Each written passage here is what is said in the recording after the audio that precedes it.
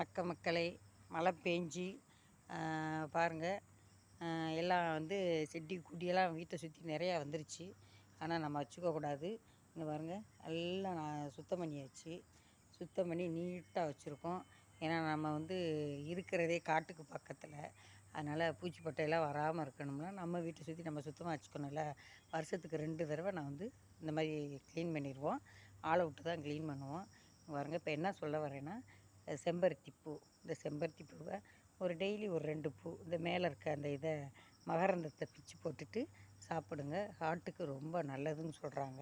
ஓகேவா? ஒரு சின்ன குச்சி எடுத்து வச்சிங்கனாலே செம்பருத்தி செடி அழகாக வந்துடும். இதை பாருங்கள், எங்கள் செடி பார்த்திங்களா? 2 பக்கமும் வச்சுருக்கேன் நான் செம்பருத்தி செடியை. எவ்வளோ பூக்குதுன்னு பாருங்கள். ஒரு நாள்னா 50 பூக்கு மேலே பூத்துச்சு. அதனால் நீங்கள் வந்து சாமிக்கு வச்சுக்கலாம். அது மாதிரி சாப்பிடவும் செய்யலாம். தலைக்கு ரொம்ப நல்லது. 2 பூ சாப்பிட்டாலும்